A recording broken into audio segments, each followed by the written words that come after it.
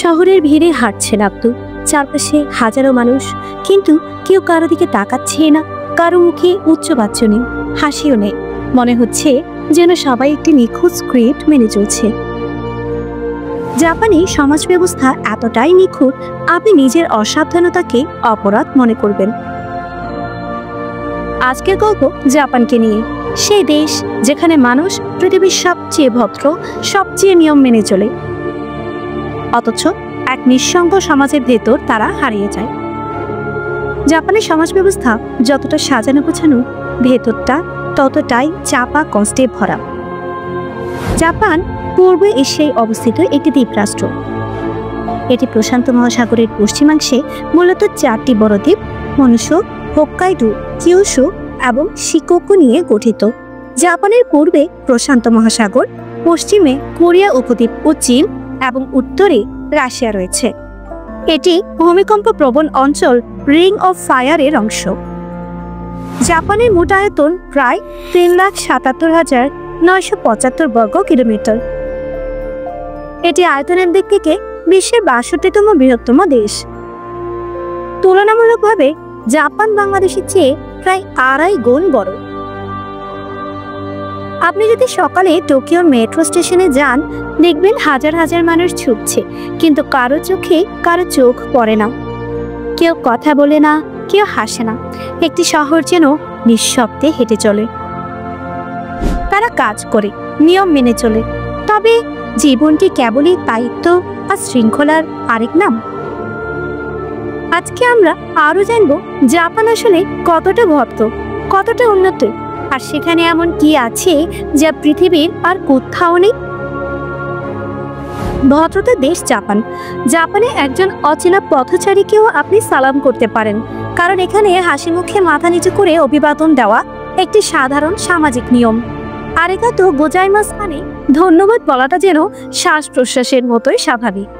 জাপানি মানুষ যখন কথা বলে, আপনি যেন অনুভব করবেন তারা আপনার চেয়ে নিজেকে নিজ ভাবছে। এত বিনয় কেন? কারণ জাপানি সংস্কৃতিতে নিজেকে ছোট করে দেখা এটি শ্রদ্ধার চূড়ান্ত প্রকাশ। তারা বিশ্বাস করে বিনয় হলো শান্ত সমাজের ভিত্তি। কিন্তু প্রশ্ন হলো, শুধু ভদ্র হলেই কি সব হয়? উন্নয়নের এক অবিশ্বাস্য দুনিয়া। জাপান শুধু ভদ্র নয়, অবিশ্বাস্য উন্নত। বিশ্বের সবচেয়ে দ্রুত গতির ট্রেন শিনকানসেন ঘন্টায় 320 কিলোমিটার। আপনি যদি নির্ধারিত সময়ের 1 মিনিট দেরিতেও প্ল্যাটফর্মে যান, ট্রেন মিস করবেন। এখানে সময়ের মূল্য এত বেশি, যদি ট্রেন মাত্র 1 মিনিট দেরি করে, তারা অফিসিয়ালি দুঃখ প্রকাশ করে। স্মার্ট টয়লেট থেকে শুরু করে রোবট রেস্তোরাঁ, জাপানে আপনি রোবটের কাছে অর্ডার দিবেন, খাবার পরিবেশন করবে রোবটই।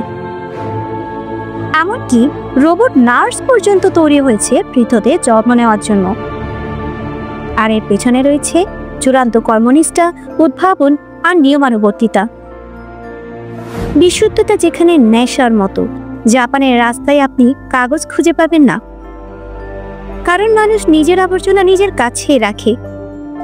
সার্বজনীন ডাস্টবিনও খুব কম, তবুও রাস্তাঘাট চকচকে।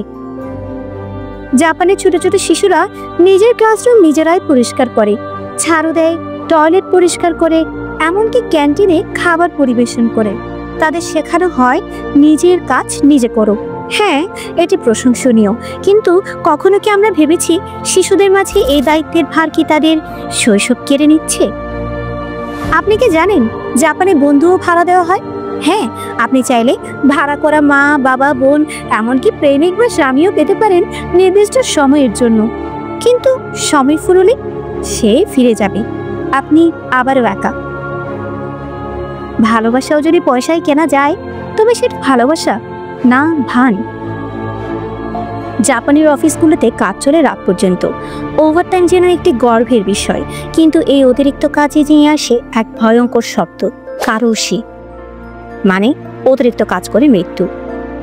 কিছু মানুষ হৃদরোগে মারা যায়, কেউ কেউ আত্মহত্যা করে, কিন্তু সমাজ বলে সে দায়িত্ববান ছিল, অথচ সত্যিটা হচ্ছে সে ছিল অসহায়। জাপান প্রযুক্তির দিক থেকে বিশ্বে অগ্রগামী। হোটেল রিসেপশনের রোবট, বৃদ্ধাশ্রমের রোবট নার্স, এমনকি বাচ্চাদের সঙ্গ দেওয়া রোবট বান্ধবীও আছে। একসময় মানুষ একে দেখেছিল ভবিষ্যতের স্বপ্ন হিসেবে, কিন্তু এখন এই জন্য মানুষের একাকিত্ব ঢাকতে রোবটের সঙ্গে সম্পর্ক করা।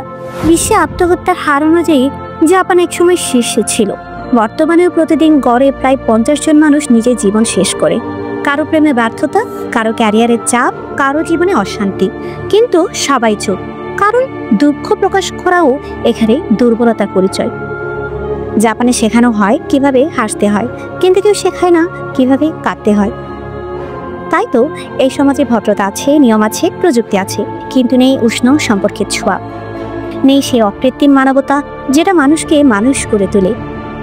তবে এখানেই জাপানকে বোঝা যায়, ভদ্রতা মুখে নয়, আচরণে। উন্নয়ন প্রযুক্তিতে নয়, সংস্কৃতিতে। এই শুধু প্রযুক্তিতে নয়, আচার আচরণ, নিয়মকানুন আর ভদ্রতায় উন্নত হতেই পারে। তবে সেই উন্নয়নের পেছনে যদি থাকে চাপা কষ্ট, নিঃসঙ্গতা, আত্মবিচ্ছিন্নতা, তবে সেই সমাজকে পুরোপুরি আদর্শ বলা যায় না। জাপান আমাদের শেখায় কিভাবে সুন্দর সমাজ গঠন করতে হয়, কিন্তু সেই সমাজে মানুষ যেন কেবল একটি যন্ত্র। আপনি কি এখনো জাপানে যেতে চান? জাপানে যাওয়ার স্বপ্ন দেখুন, কিন্তু সেই স্বপ্নের ভেতরের গল্পটাও জেনেই রাখুন। লাইক দিন যদি ভিডিওটি ভালো লেগে থাকে, কমেন্ট করে জানিয়ে দিন আপনি কি ভাবেন এই সমাজ ব্যবস্থা সম্পর্কে। আর এমন গল্প ও বাস্তবতা বই ভিডিও পেতে অবশ্যই চ্যানেলটা সাবস্ক্রাইব করুন। আবার আমরা ফিরবো এক নতুন দেশে, এক নতুন গল্প নিয়ে। ট্রাভেল লগসের সাথে থাকুন।